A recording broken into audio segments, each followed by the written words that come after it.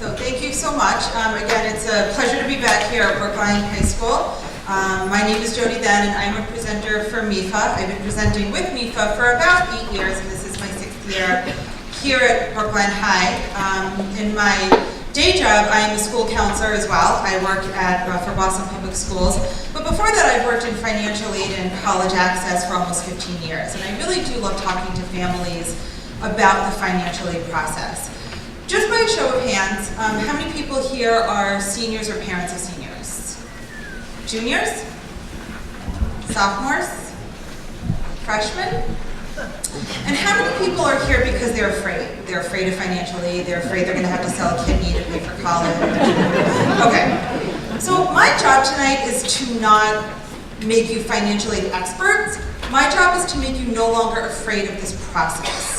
We're going to talk about a lot of things this evening, but you're not going to remember half of them when you leave. What I do want you to remember is that this is a journey, and it's one that you do not have to take alone. There are a lot of resources available, both in Brookline and the greater Boston area, so just know that there's plenty of places to turn to when you feel stuck and afraid.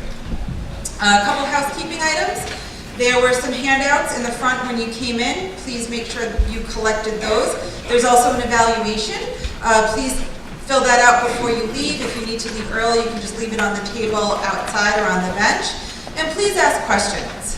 This is meant to be an interactive discussion, and it's much more interesting when people ask questions than me standing up here for over an hour. And my goal is to have you out of here by within an hour and 15 minutes or so.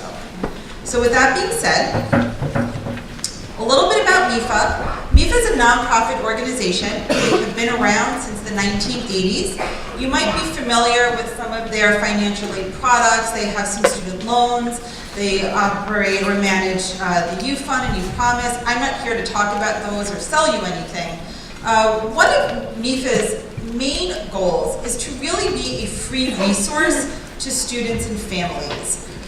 On their website, I actually use their website quite a bit with students and families, and even my own colleagues at the school I'm at. They have some wonderful webinars about filling out the FAFSA. They have some blogs about the college essay. If you sign up for their emails, they will send you timely action-oriented emails. They've got Facebook and Twitter. So they are a really good free resource for students and families. Here's where we're going to focus our time on this evening. We're going to do sort of a broad overview of what financial aid is. What does it mean? What are the different types of financial aid? We'll get a little bit deeper into the application process. What are the applications required? What do colleges do with the information that you are providing to them? How are they using that information to make these complicated financial aid decisions?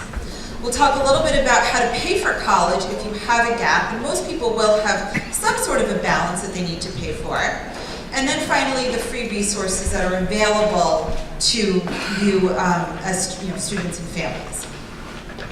So we're going to start with the types of financial aid, and I'd like to ask a question.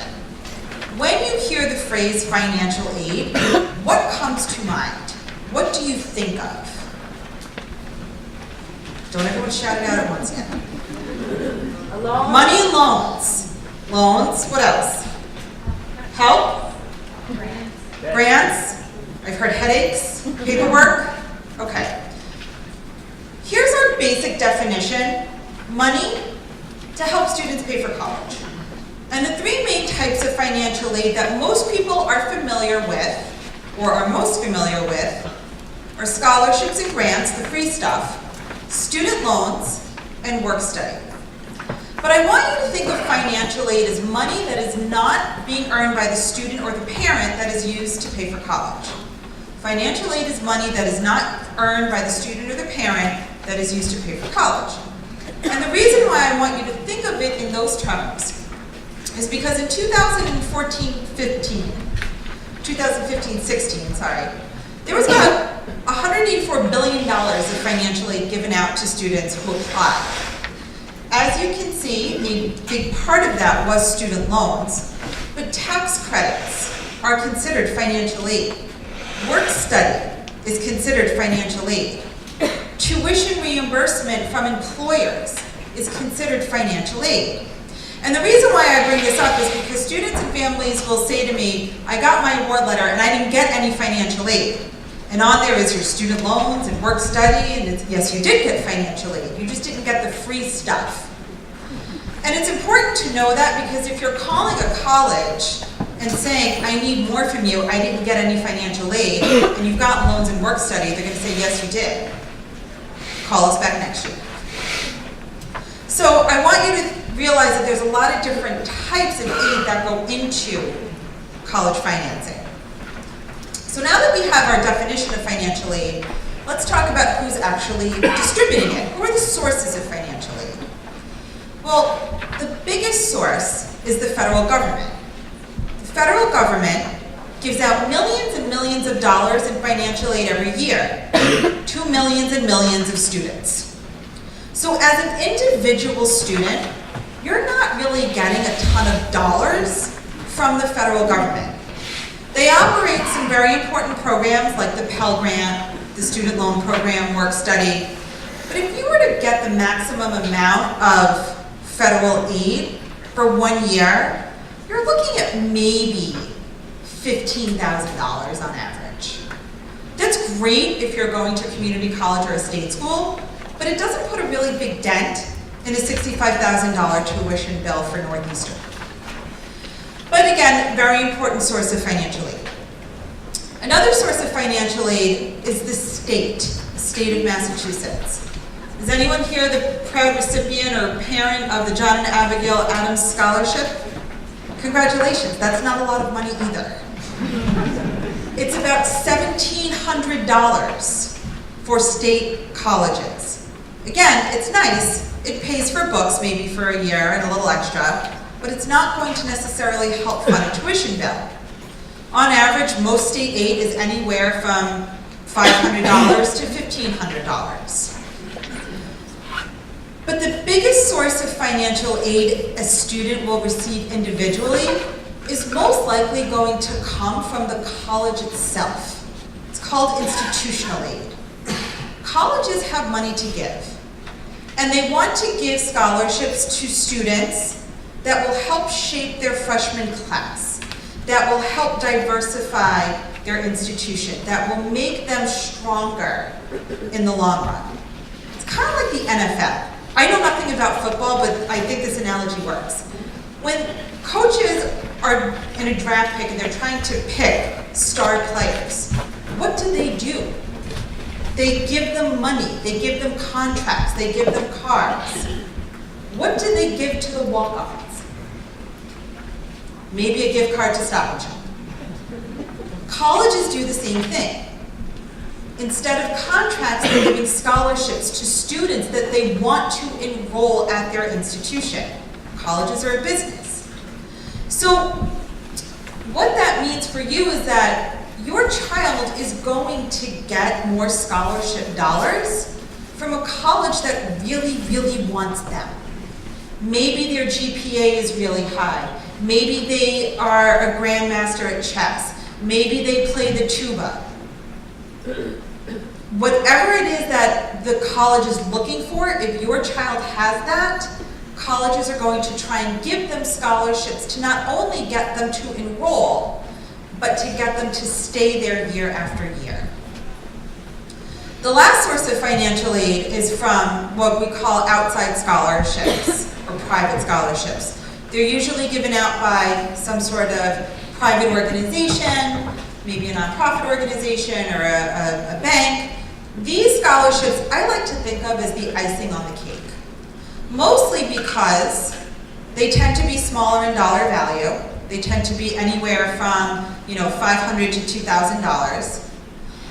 And there's also a lot of time and investment put in to get even a few of those. On average, for most students, for every 15 outside scholarships they apply to, they might get 1 or 2. In high school, they tend to get a little bit more because there's a lot of scholarships that are given to students at a particular high school. Those scholarships are often one-time deals. They'll get them as a senior, in their senior year, and then they're not eligible to get them again. I call those the one and done scholarships. Some scholarships might be renewable, but you have to reapply every year. So to pay for an entire year's worth of tuition from outside scholarships, in my opinion, is just too risky, because many of these scholarships are not guaranteed, and it's not guaranteed that you're going to get enough of them to meet a full tuition bill. The reality is that most students will use a combination of federal, state, institutional, and outside scholarships to pay for their tuition. That was a lot of information in 3 seconds. Any questions on that so far? Okay. So we've got our definition of financial aid, we've got our sources of financial aid, now we're going to talk about the types of financial aid. The first type of financial aid that colleges give out is what's called merit aid. It's given to a student for some sort of characteristic or achievement. Most common types of merit aid are academic scholarships. Student has a really good GPA or SAT scores, they get a $25,000 scholarship from college or a $15,000 scholarship. Athletic scholarships are another type of merit aid. Some scholarships will give money to students based on geographic diversity, based on leadership, based on intended major. What's really important to keep in mind, though, with merit scholarships is the student usually has to uphold some end of a bargain in order to keep it. So if it's an academic scholarship, the student usually needs to maintain a certain grade point average. True story, I had a student that got a scholarship to Boston University. All he had to do was maintain a 3.0. He got a 2.99, and they took the scholarship away from him. So they're serious about maintaining that GPA. If it's an athletic scholarship, you need to play on the team to keep it. But what most people don't realize is that not every college offers merit aid. So, for example, Harvard, how do you offer a scholarship to a high-achieving student when pretty much everyone at Harvard is high-achieving? Other schools like Boston College and Tufts state right on their website, we don't offer merit aid. The reason why I bring this up is because students might say, well, I didn't get enough money from this college in my freshman year, but I'm going to work really hard, and I'm going to get better grades, and I'll get a scholarship next year. It's a wonderful thought, but it might not be possible at that particular college. So colleges aren't giving out merit aid. What are they giving out? Well, the next type of aid is what's called need-based aid. Need-based aid is based on a family's income and assets and what they report on the financial aid applications, which we will get to very shortly. Federal aid, state aid is need-based. And need-based aid is determined through a calculation. Usually it's either by the federal methodology or federal calculation, or colleges might even use their own calculation to determine need-based aid. Unlike, or similar to merit-based aid, there's a GPA component. So even though it has nothing to do with a student's achievement, students have to maintain a certain grade point average to keep all federal and state aid. It's called satisfactory academic progress. If the student does not maintain a 2.0 GPA, they will be put on academic probation and lose their financial aid for at least a semester. And if they don't improve their GPA to a 2.0, they will lose their financial aid indefinitely. So both merit and need-based aid do have a grade requirement attached to them. Now we're going to talk about the application process. This is where most people get very confused and start panicking a little bit. Don't panic. The first application that we're going to talk about is the FAFSA. But before we talk and go into depth about the FAFSA, I want to stress that the most important thing you can do is not just fill out these financial aid applications, but fill them out on time. The deadlines for applications vary because the deadlines are set by the colleges. So whatever college your child or student is applying to, Those are the deadlines you must adhere to. And if you are 1 day late, you run the risk of not getting as much aid as you are eligible to receive. So as we go into these application processes and the applications and what you're supposed to do, just keep in mind that you must submit these deadlines that are put forth by the college, okay? So the first application we're going to talk about is the FAFSA. The FAFSA stands for the Free Application for Federal Student Aid. It is free. The only website for the FAFSA is fafsa.gov. If you fill out your FAFSA and you are asked to pay $80 or $100, you have filled out the wrong application. You should never pay money for this. The FAFSA is available starting October 1st. So for those of you who are parents of seniors, you can go home tonight and fill this out. Juniors, sophomores, and freshmen, don't fill this out tonight. The earliest you can do this is senior year, it's October of your child's senior year of high school. Quite honestly, I think the hardest part of filling out the FAFSA is getting the username and password. Has anyone here tried getting the username and password? Yes. Was it agony? It's awful. I literally had people cry in my office trying to fill this out. It's awful because it's sort of labor intensive and time consuming, but in order to get the username and password, first of all, both the student and the parent need to have a username and password. The student is the one filling out the application. The student is the one, because the student's going to college, the student is the one who is requesting financial aid. They are the ones filling out the application is attached to the student. But because they're using parent information, many students are using parent information, the parents also need to have a username and password. The second confusing part is that both the parent and the student need to have an email address. It can't be the same email. They have to have different email addresses. The next difficulty is that they ask you a series of challenge questions. 2 of the questions come from a drop-down menu. 2 of the questions you have to make up yourself. And most people have no idea what to make up. They write questions that are too vague, like, what's mom's birthday? Is it June? Is it June of 1976? Is it June 15th of 1976? They're not specific. So once you get through that whole username and password process, and you go to submit your information, you can verify your email address, and then they send you a code. The code is not your password. This also gets very confusing. But what often ends up happening is that FAFSA is a process that you have to do every year. You have to fill out your financial aid applications every single year. Because people only do this once a year, what usually happens? They forget the username and password. And they always say, I'm going to remember it. You won't. Trust me. Write down, the best piece of advice I can give you is to write down your username, your password, the answers to your challenge questions, and the email address attached to your username and password. That's honestly the hardest part. Once you get into your FAFSA, all you're doing is entering information based on your taxes, your federal tax returns. And you're using tax returns from 2 years ago.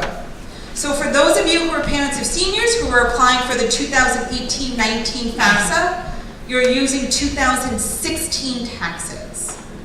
Next year, if you're applying for the 2019-20 FAFSA, you're going to be using 2017 taxes. So 2 years prior. Most people have those taxes already. Even if you filed an extension or you filed late by October, most people will have those tax returns. So your option at this point, and what your best option is to use what's called the IRS Data Retrieval Tool. The IRS Data Retrieval Tool is essentially a button that you click on, You enter that username and password information, and you're able to pull up your tax information directly from the IRS database. You say, yes, I want to transfer, and it pretty much populates your FAFSA for you. The only time you can't use an IRS data retrieval tool is if you file married and separate, or if you file a foreign tax return. Sometimes people have some other challenges with using the IRS data retrieval tool, and if that's the case, you can just enter the information in manually. But that's it. You list the colleges, you hit submit, and your FAFSA gets basically blast emailed to up to 10 colleges at a time. Any questions on the FAFSA application thus far? Yes? What happens if you have 2 kids? So earlier I had said that the FAFSA is attached to the student. The student is the one that is requesting information or requesting financial aid. So each student that is applying to college needs their own FAFSA. The parent will then fill out the parent portion for both students separately. It's the student who is applying. So as a parent, you will have, with 2 kids, you will have 2 usernames and 2 passwords. So the question was, as a parent, will you have 2 usernames, 2 IDs, and 2 passwords? No. As a parent, you will only have one that you can use for both children. Or if you have, other children, multiple children, or yourself if you are going back to college and filling out a financial aid application. Yes? I just want to clarify, so we're not using 2016 to 2015 tax returns for the FAFSA. If you are the parent of a senior, the FAFSA application you're filling out is the 2018-19 FAFSA, because your child will be enrolling in college in 2018-19. You will use 2016 taxes, 2 years prior to the date of enrollment. Yes? If I have a parental application from 4 years ago from a prior child, can I use that same account? So the question was, if I had an application 4 years prior, can I use that same account? Was it a PIN number? A 4-digit number? I forget. If it was a 4-digit number, no. If it was a username and password, yes. And I hope for your sake you remember what it was. Okay. I'll take one more question and then I'll move on. If you don't have the complete list of the colleges yet, can you add the colleges name later? Great question. If you don't have all of the colleges yet, can you add later? Absolutely. You can make changes to the FAFSA as often as you need to. And that includes adding new colleges, removing colleges, changing, other pieces of information if you need to. If you have a new phone number or you've moved, yes, you can change the FAFSA as many times as necessary. Okay. So we talked a little bit about what the FAFSA is. Now we're going to talk about who's on the FAFSA. FAFSA requires information from both the student and the parent. I'm going to talk about who is considered a parent. And for this is the audience participation portion of the evening. I'd like 2 volunteers, please. I'll even come down on the floor for you if you'd like me to. 2 volunteers.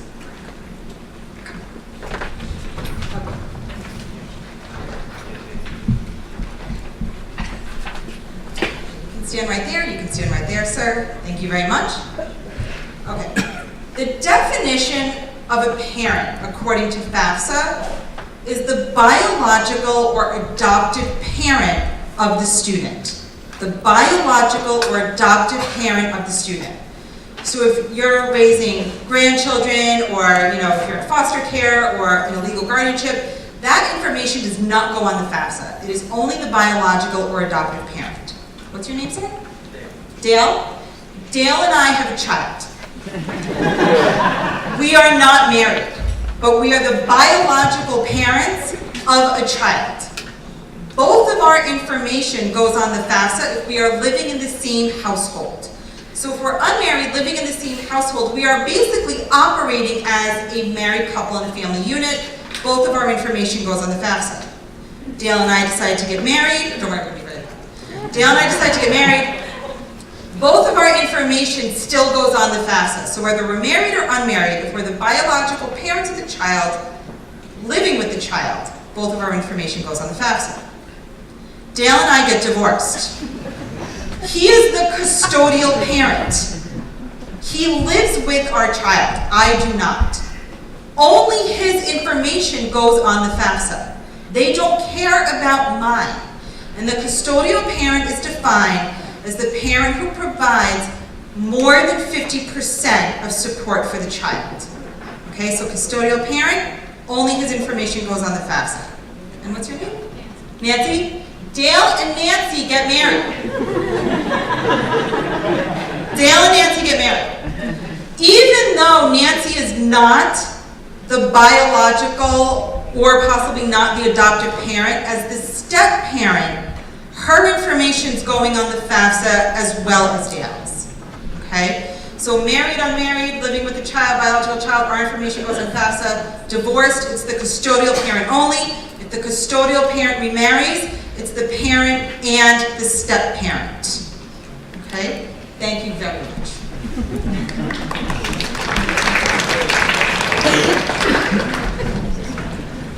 Okay, so that's the definition of a parent for the FAFSA. A student falls into one of two categories. A student is either dependent or independent. A dependent student means they're depending on their parents for support. They live with their parents pay their bills and everything. An independent parent means that the student does not rely on their parents for support and they are essentially self-supporting and take care of themselves. You cannot kick your children out of the house and make them get an apartment and pay rent and claim that they are an independent student. In order to be considered an independent student, an individual must be over the age of 24, married, or have children, or have a bachelor's degree, or be in a legal guardianship or a ward of the court, or be homeless or at risk of being homeless, or be in foster care. If they are none of those things, then that student is still considered dependent and must provide parent information. Once you determine who the student and the parent is, what you're putting on the FAFSA is essentially your tax information. So they're asking for that year's income information. They will ask for both wages and salaries and your adjusted gross income. They will ask about your assets, and we'll talk a little bit about assets and sort of the impact assets have. But it's really important to understand what an asset is and what it isn't. It is not the value of your primary home. It is not the value of your retirement.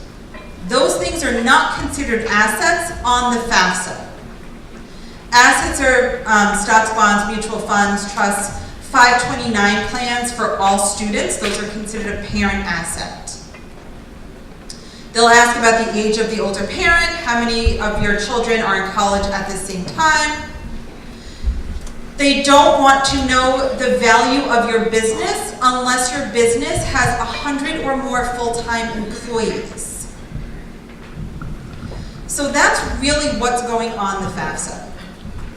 The other requirement is that in order to fill out the FAFSA, the student, not the parent, the student must have a social security number.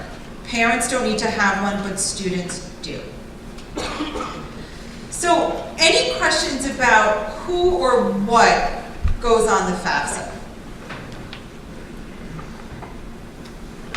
Yes? How is the custodian parent in a divorce situation?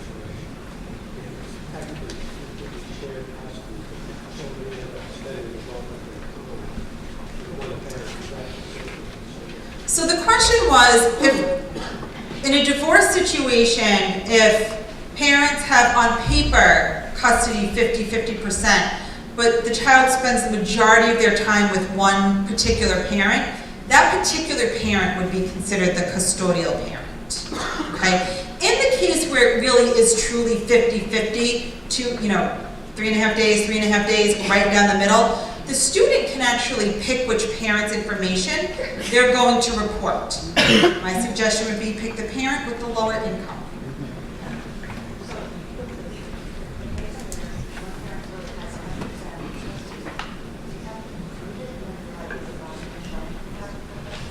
So the question was, in the case where a parent has 100% legal custody, do you have to show documentation to prove it? No. A financial aid officer is never going to ask you that information. They don't have enough time to ask you that information. However, if you knowingly provide fraudulent information on the FAFSA, because it is a federal document, you do face a fine and possibly jail time.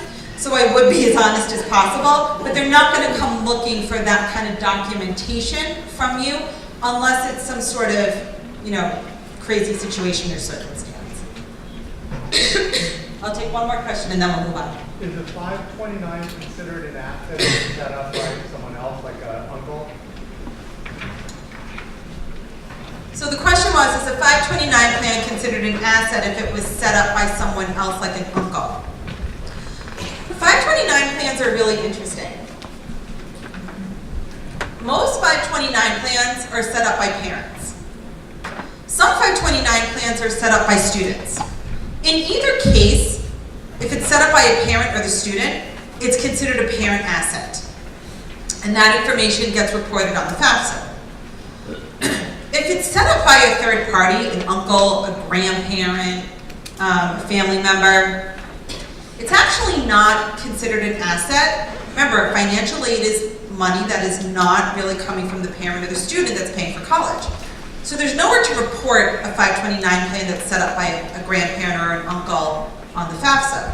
However, once that 529 plan is dispersed, the following year, you're to report that income on the FAFSA as money or bills given to the student. Money given to the student or bills paid on their behalf. So it does come up on the FAFSA, but a year later. So if you think about it, if you wait until that student's senior year of college to use Uncle Joe's 529 plan, they're never going to have to report that distribution on the FAFSA as money given to the student or bills paid on their behalf.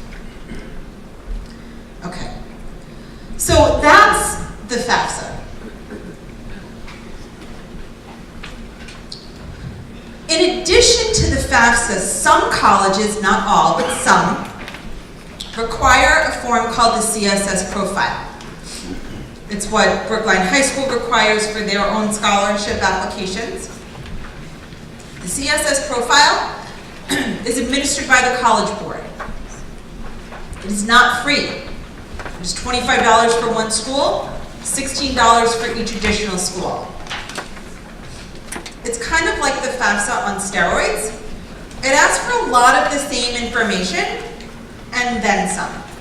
So whereas the FAFSA is only asking for 1 year's worth of tax information, the CSS profile will ask for 3 years worth. 2016, estimated 2017, and projected 2018 for those of you filling it out this year. The FAFSA does not ask about the value of your home, your primary residence. The CSS profile does. The FAFSA does not ask about the value of your retirement. The CSS profile does. The FAFSA does not ask about the custodial parent. The CSS profile might. If you cannot provide information on the non-custodial parent and a college requests it, what you would have to do is just fill out something called a non-custodial parent waiver, and then they won't ask you to provide information. The CSS profile is used by mostly selected private colleges. So UMass Amherst does not require the CSS profile, but Johns Hopkins does. Suffolk University doesn't require the CSS profile, Tufts does. And the CSS profile is not instead of the FAFSA, it's in addition to. So again, if a college is requiring this, they're requiring this plus the FAFSA, and they're requiring that that information be submitted by the college's deadline. There's a list on College Board's website of all the schools that require CSS profile for that given year. And you can also check on the college's website.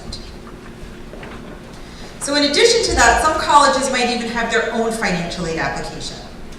Although I haven't seen it that much in recent years. A few years ago, University of Pennsylvania was requiring that students fill out the FAFSA profile and their own application. Most colleges will use their own application instead of the CSS profile, but again, it is possible that you will see 3 different applications. Again, all you need to remember is just make sure that you submit them by the deadline. Any questions on that? Yes? What tip I found moving FAFSA first really helps set up the CSS and any specific one. So the tip was, doing the FAFSA first helps to set you up for doing the CSS profile. If you do the CSS profile first and get through that, the FAFSA you'll do in 5 minutes. Either way, I think it's a benefit. I will say this though, the CSS profile this year has gotten much easier. It's much clearer, it's much more user-friendly, it's much more, there's smart forms and it got smarter this year as opposed to last year. So whereas the CSS profile on average would take a family, anywhere from, an hour to an hour and 20 minutes to fill out, I think now it probably takes on average about 30 to 45 minutes. So they've really cut that time in half by asking more targeted questions. Yes? Does the CSS profile require a single child and parent to initiate? So the question, I'm going to paraphrase, does the CSS profile also require separate usernames and password from the parents and students? No. This is actually attached to a student's College Board account. So when the student logs in with their College Board account and fills out the CSS profile, they're using that information. And a parent would then theoretically sit down with the student and fill out his or her portion. Yes? If the parents are divorced, do they have separate accounts, or would they both be part of the student's account? So the question was, if parents are divorced, would they have separate accounts or would they be part of the same account? So again, it depends on whether or not the CSS profile requires the non-custodial parent information. If it does require non-custodial parent information, the non-custodial parent gets an email requesting that they basically create their own account and populate the information. If they don't require it, then you don't have to provide it. Yes? Does CSS pull in IRS information since you require 3 years? Does the CSS pull IRS information? No, it actually does not have an IRS data retrieval tool. What you're doing is looking at all this information from your taxes and entering it manually.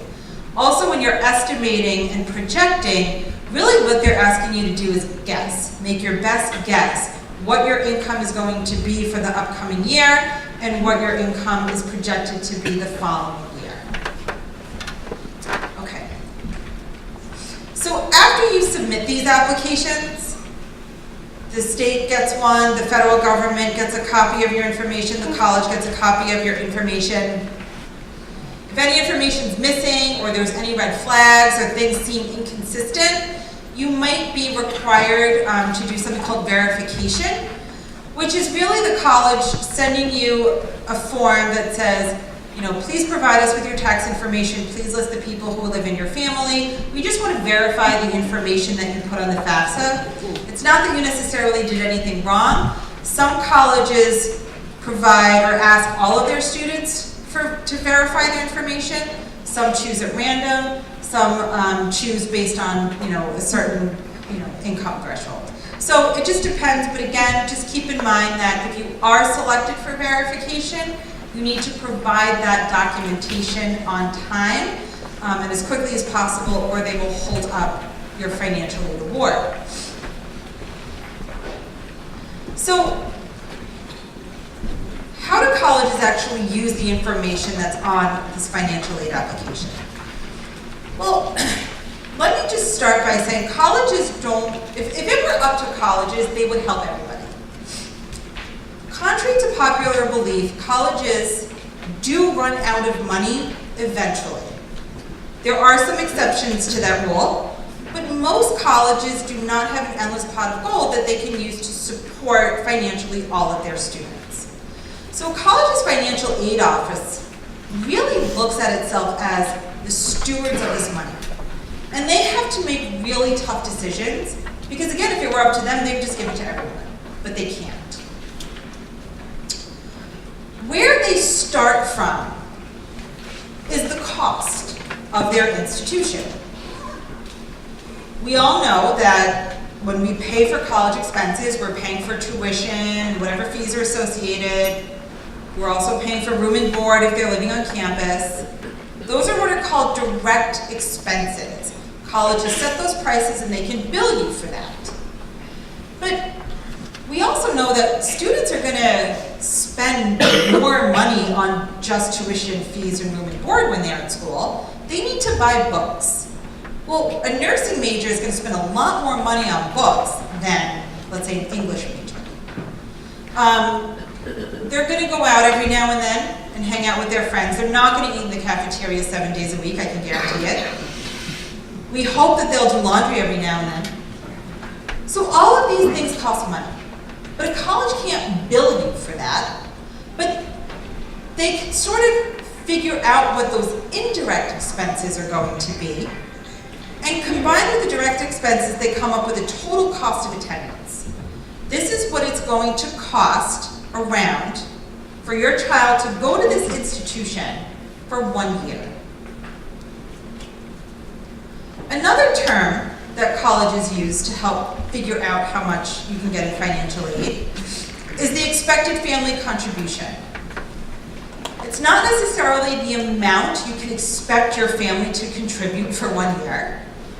The EFC is essentially a calculation that estimates how much a family can absorb in 1 year based on all of their different resources. It's a term that really measures a family's financial strength. And what colleges do is they take the cost of attendance, they subtract the expected family contribution, and the difference is what you are eligible for in financial aid. We'll see that in just a second. Well, the question I usually get from families is, how do I know what my EFC is going to be? I have money saved. I have equity in my home. I have this. Am I going to get penalized for doing the right thing and saving money? And the answer is no, you won't. Most EFC calculations, both federal and institutional methodologies, are income driven. They're really based on a family's earnings from 1 year to the next, which is one reason why you have to fill out the financial aid applications each year. They know also a family who saves money and has assets cannot possibly use all of those assets in 1 year to pay for college. Parents have other stuff going on. They have other kids. They have a mortgage or rent. They've got car payments. So there is not an expectation that if you have $1.6 million in assets, that you have to use all $1.6 million that year. There is no expectation that if you have $600 in assets, that you have to use all of that in 1 year. There's an asset protection for families. Essentially, the first $20,000 of an asset for parents doesn't count. It's like it's not even, it doesn't exist. Anything after that is calculated at about 3 to 5% as being available towards that EFC calculation. So if you have like $100,000 in 529 plans, the first $20,000 doesn't count, the next $80,000, they're only looking at about 3%. Where are my future math people? What's 3% of $80,000? It's not a lot of money. It's like 3,000, 4,000, somewhere around there. 2,000, thank you. Not a lot. That's if it's a parent asset. Student assets, however, are calculated much differently. Because again, for a dependent student, there's an assumption that if you're living at home with your parents and they're taking care of you, your money is going towards fun things. It's going towards movies and hanging out with friends and a new pair of sneakers. As a dependent student, you're not supporting others. So the asset protection allowance for students is much less. It's only $6,500.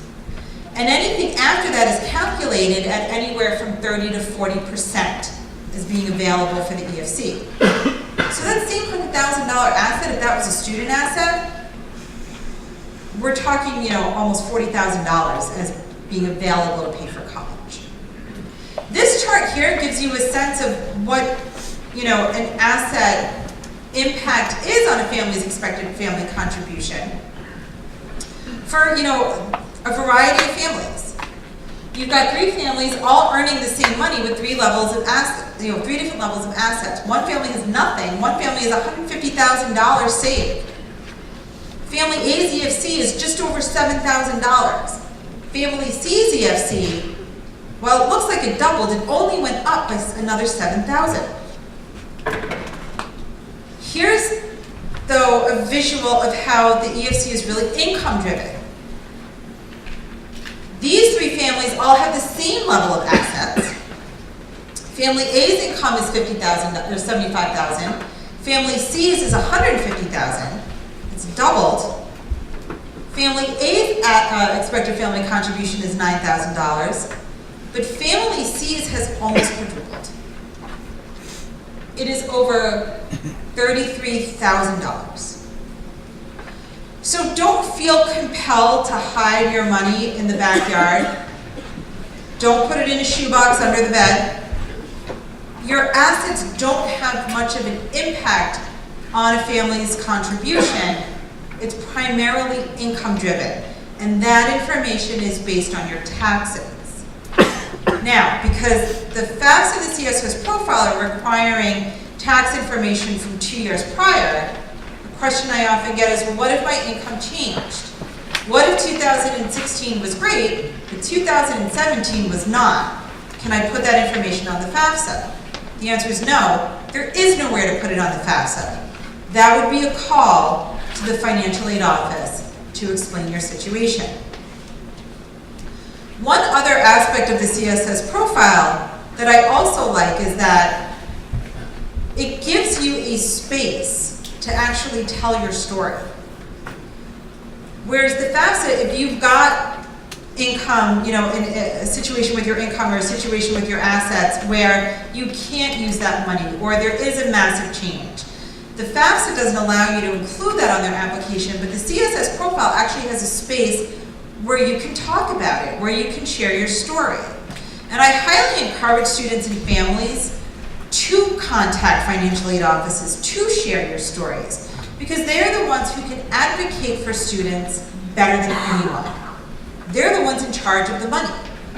I always laugh when students are applying to college. They spend so much time wooing admissions counselors and liking them on Facebook and chatting them and following their Twitter feed. After they get admitted to college, they are never going to hear from that admissions officer again. You're going to be with the financial aid officer for the next 4 to 6 years. Be nice to them. Bring them cookies. It helps.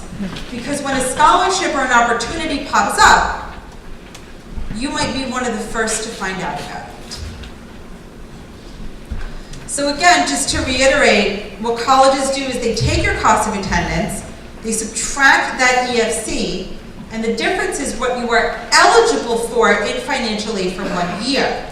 Not necessarily what you'll get, but what you are eligible for. So once colleges know what you're eligible for, they do try and give you as much as they possibly can. It's almost like filling up a barrel or a bucket. They put your EFC in first. Then they'll give the student any kind of, scholarship that they can. Maybe they've got, a 3.0 or above, they give them a little scholarship. Then they'll get a grant, maybe for leadership. What's the difference between grants and scholarships? Free money is free money, who cares, right? Most grants are based on need, most scholarships are based on merit. They'll give the student their student loan, which again, student loans are, for students, are a form of financial aid. And as a freshman, this is the most loan money they can borrow for that year. That's the max. And then they'll give them work study. So this college has met this student's need with the exception of $3,000. Again, this is kind of a nice package, financially packaged for a student. But again, just because you're eligible for a certain amount doesn't necessarily mean you're going to get that amount. And what you're eligible for is going to vary at each college. So, you know, college A is $60,000, the student has an EFC of 5, they're eligible for $55,000. Hopefully they'll get it, but they might not.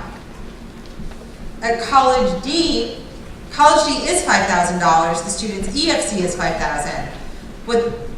Technically, the student is not eligible for need-based aid, but they are able to use their student loans.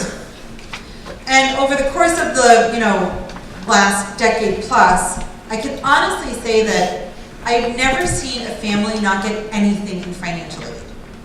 Every single family I've worked with has gotten something, whether it's their student loans, whether it's student loans and work study, whether it's student loans and a small scholarship. Every single student that I've ever worked with has gotten some form of financial aid. One way to figure out what you might get in financial aid at a particular college is to use the college's net price calculators. Every college by law has to have this on their website.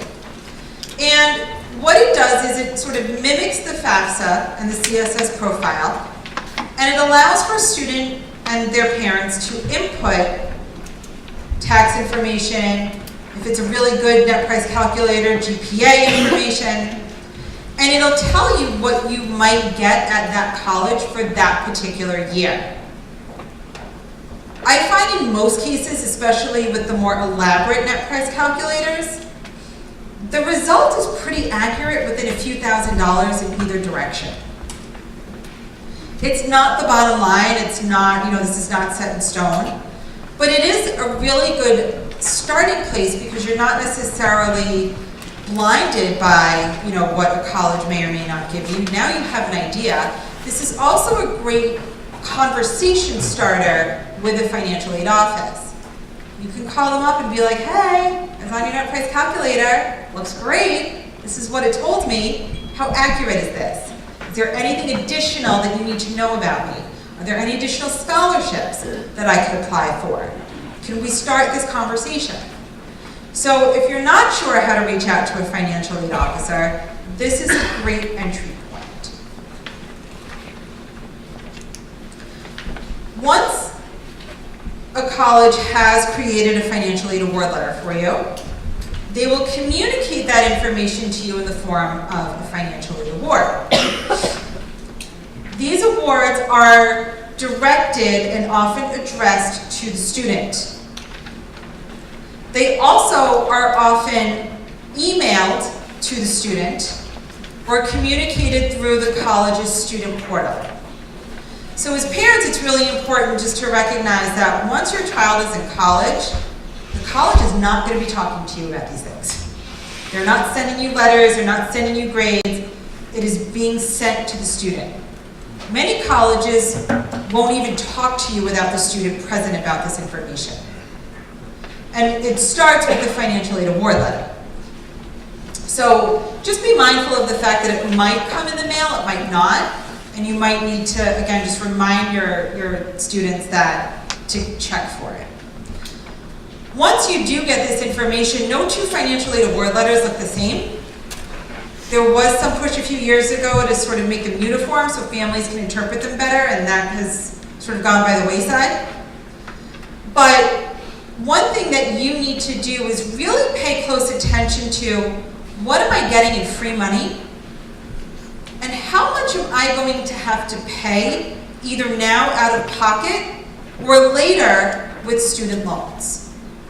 Student loans are financial aid because they are essentially a loan. Federal student loans are financial aid because it's a loan given to an 18-year-old with no credit history and no full-time job history, and is essentially the world's riskiest borrower. No bank or lender in their right mind would give an 18-year-old student a loan because there's no proof that that student will ever pay back that loan. But the federal government will give students a loan based on the fact that they're enrolled in an accredited degree-seeking institution, they're going at least half time, and they're working towards a degree. But it's still a loan, and it's still money that that student is going to have to pay back. So when you're looking at these award letters, it's really important to sort of take out the free stuff and get a true sense of what it is that the family is going to have to pay each year over time for 4 to 6 years. What do you notice about this financial aid award that's a little bit different? Parent loan. Unlike student loans, which are considered financial aid because they're given to students based on a promise that when they go to college and graduate, they'll pay it back, parent loans are not. Parent loans are based on a parent's credit. When colleges package a parent loan, I think it's very confusing because as you can see here, it looks like this student has gotten a lot of money in financial aid. But what if that parent doesn't qualify for a parent loan? What if that parent doesn't want a parent loan or has other ideas on how to pay that balance? I think it looks a little deceptive. So again, if you see a financial aid award letter that has parent loan in it, again, just remember it is not financial aid. You are not obligated to take out a parent loan. You can choose how to pay off that balance. And if you do choose to take out a parent loan, it will be based on credit and income. All right, before we move on, any questions so far? Yes? Do those parent loans make for a higher chance of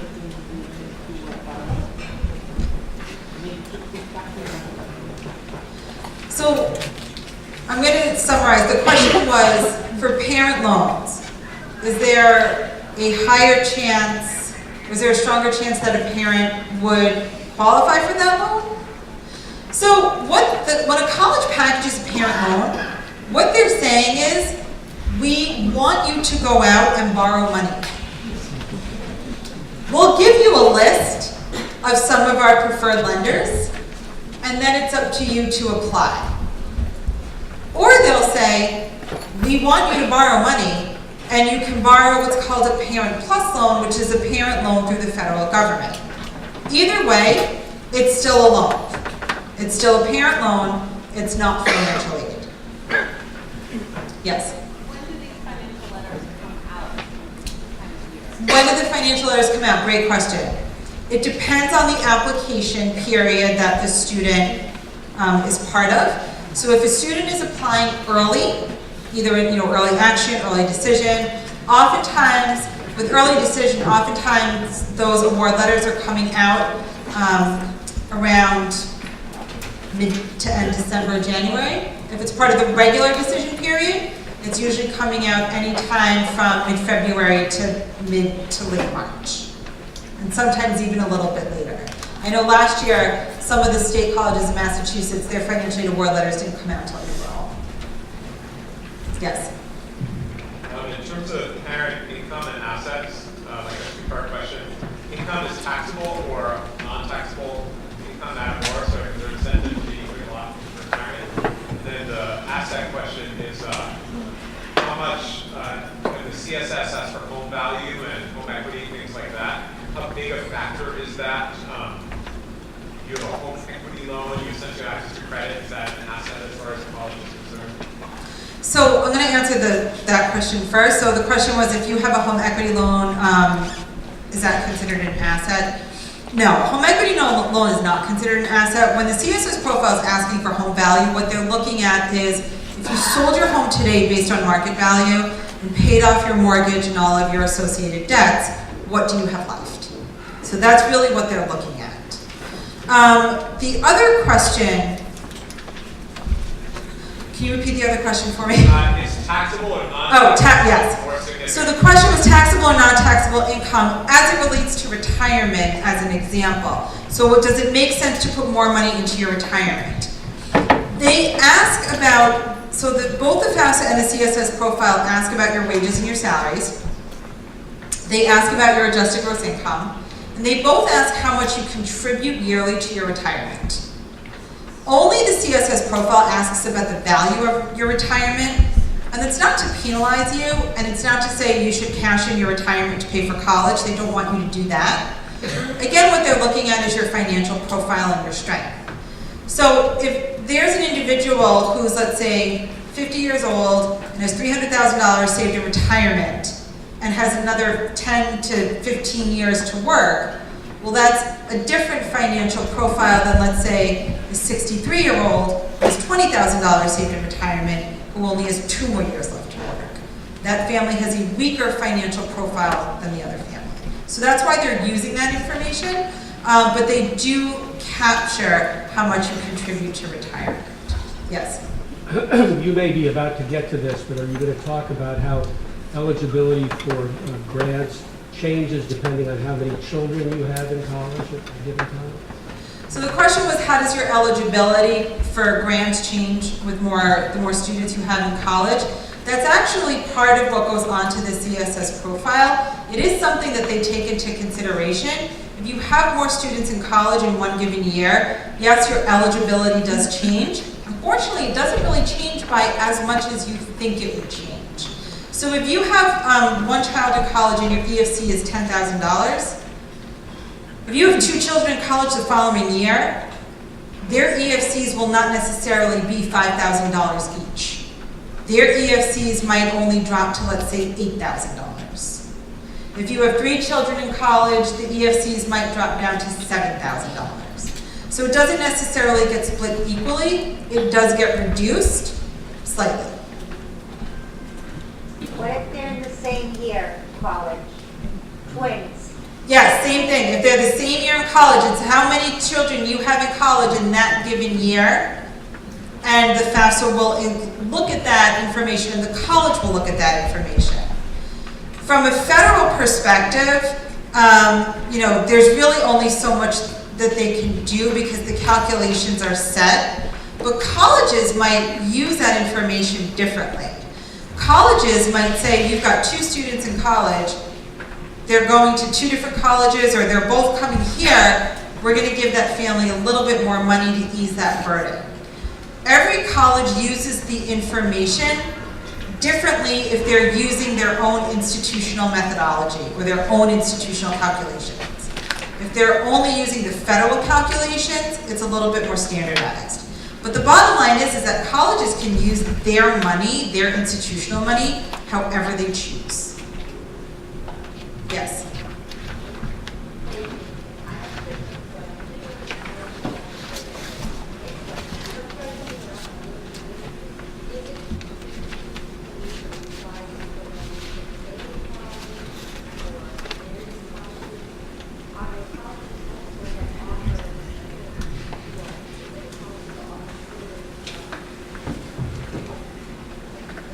Okay, so the question was, I have triplets, and are they all boys by any chance?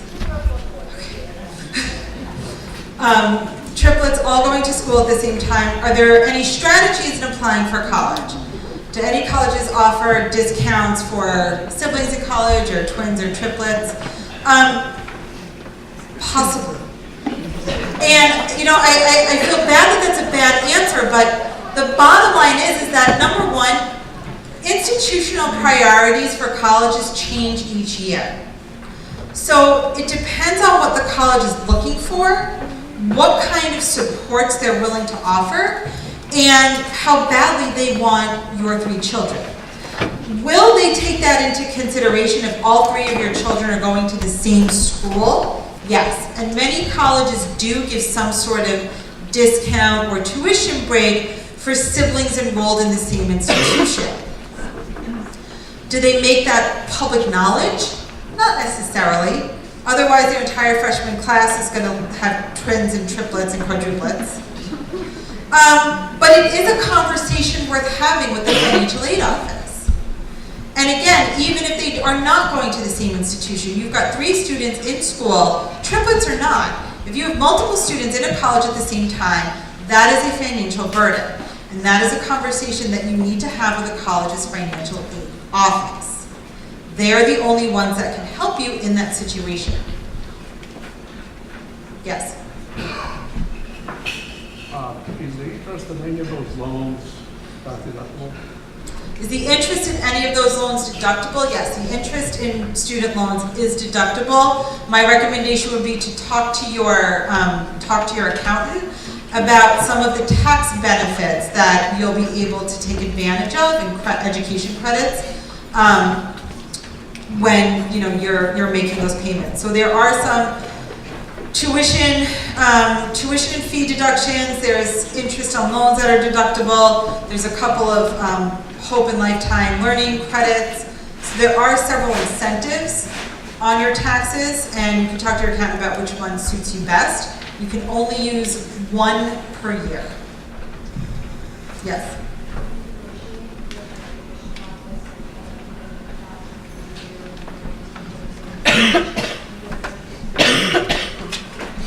So the question was, can I negotiate with a financial aid office at one school based on the package given from another?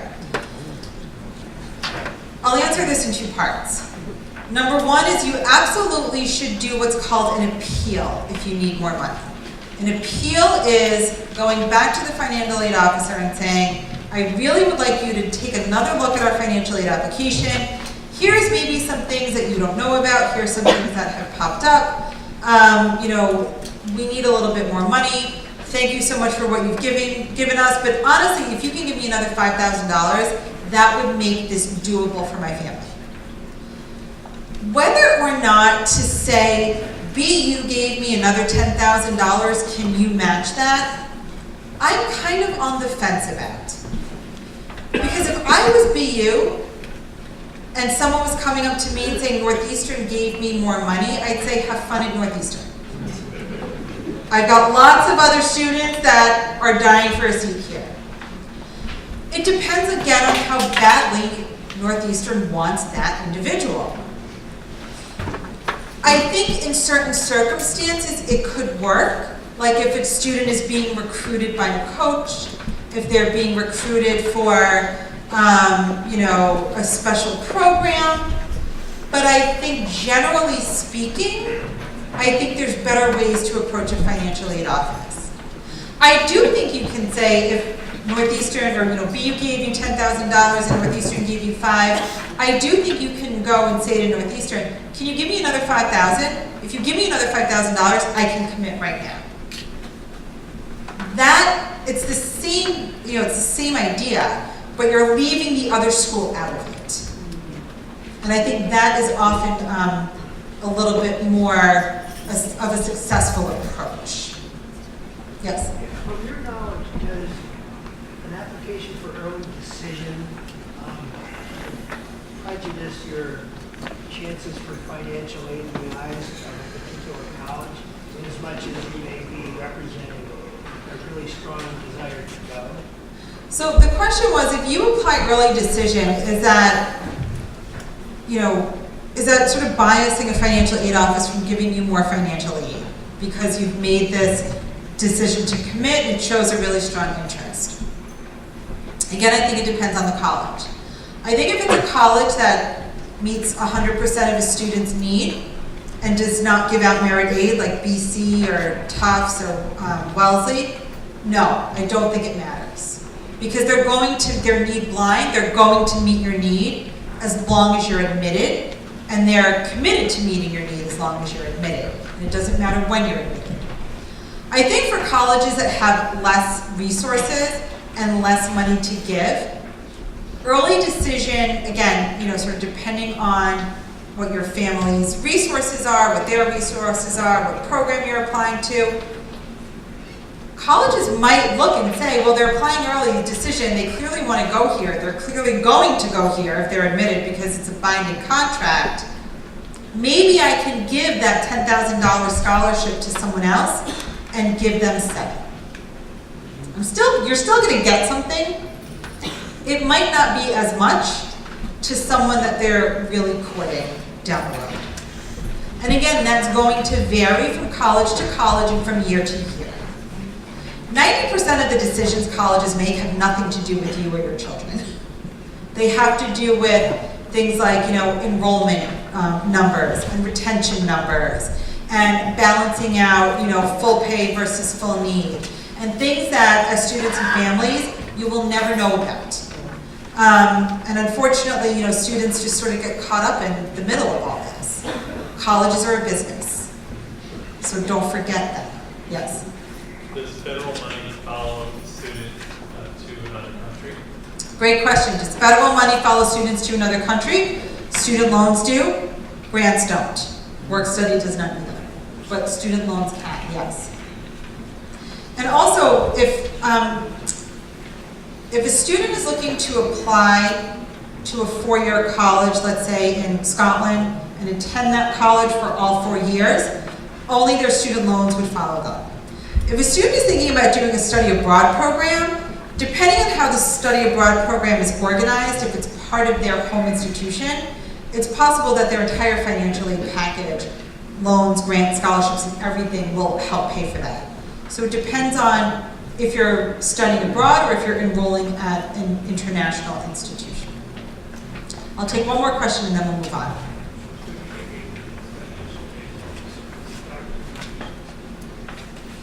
Good question. Who should start the communication with a financial aid officer, the student or the parent? I think it's really helpful if the student initiates it, and parents can certainly be there for support and to ask questions that the student might not necessarily think to ask. So once you've gotten all your award letters and you've committed to an institution, most likely you will have a balance. And there are certain ways to pay for that balance. My recommendation, my advice is, before you even start thinking about borrowing money, try and lower that balance as much as possible.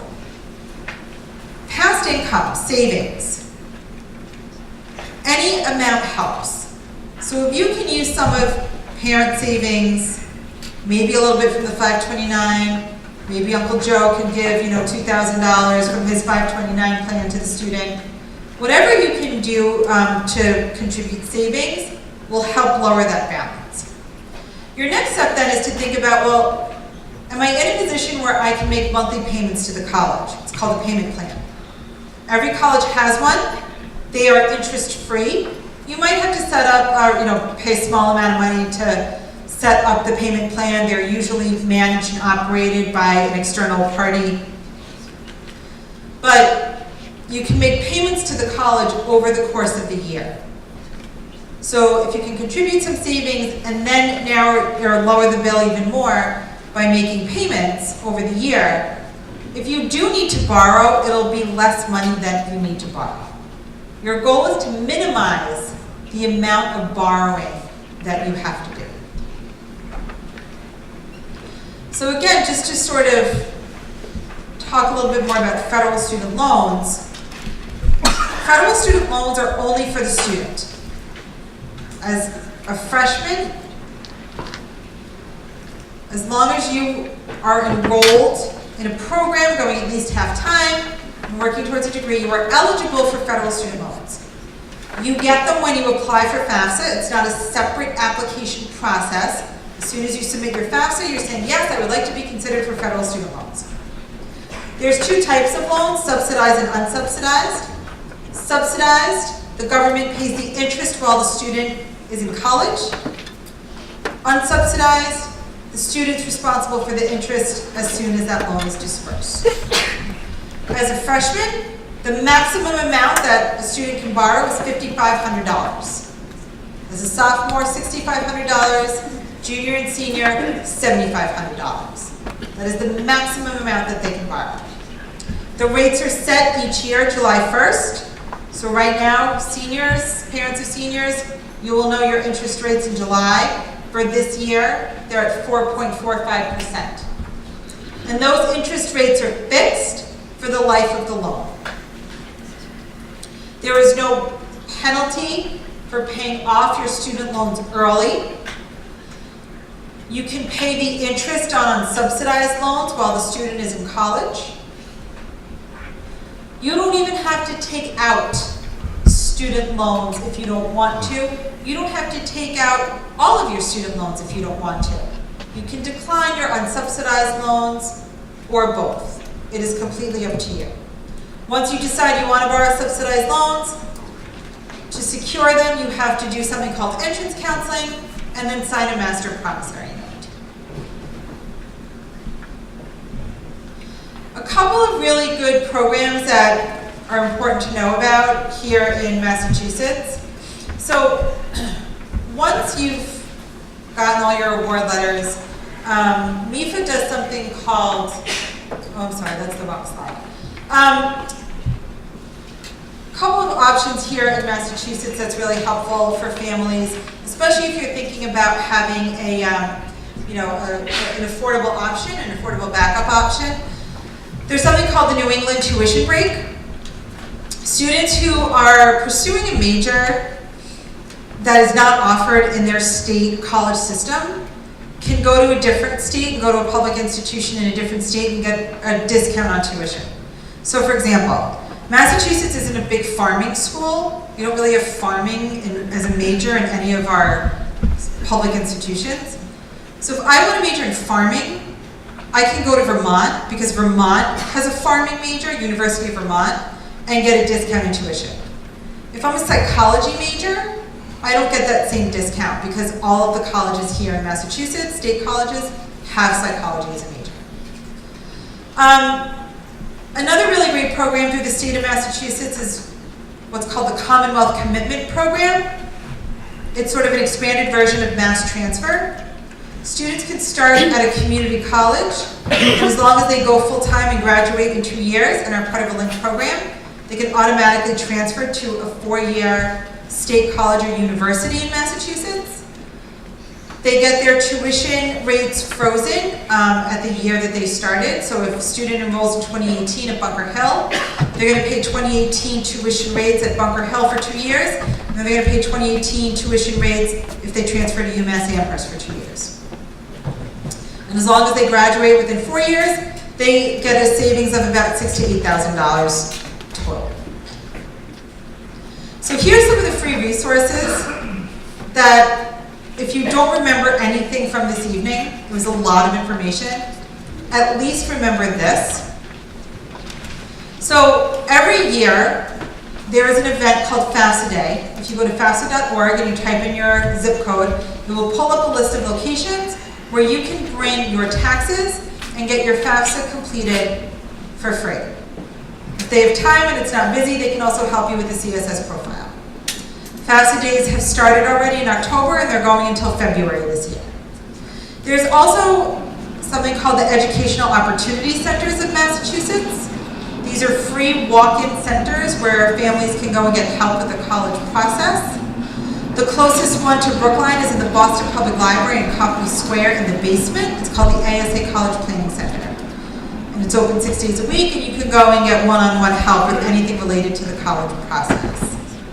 Again, MIFA is a great resource. I would highly encourage that you check out their website and use some of their tools. And again, don't forget the financial aid office and the Brookline High School College Counseling Office as well. So MIFA does something called, after you get your award letters, MIFA does something called Understanding Your Financial Aid and Paying for College Seminars. And it's a presentation that is much shorter than this. And you can bring your college award letters, financial aid award letters, and someone can sit with you and sort of help you understand what it all means. These are regional seminars. Brookline High School is in the process of trying to have one here in the spring. But if not, again, you can go on their website and look to see where the closest one is being held. So what you can do now, before you leave this evening, again, please remember to fill out your evaluations. You can also sign up right on that evaluation page for emails if you choose to. You can also go onto MIFA's website and sign up for evaluations later on. I would encourage you to go and check out a net price calculator. Maybe play around with some of the figures to see what you might be eligible for in financial aid. You are able, if your parents are seniors, to go onto the FAFSA and get an FSA ID. And that's it for me. Thank you very much for having me this evening. I will stick around to answer any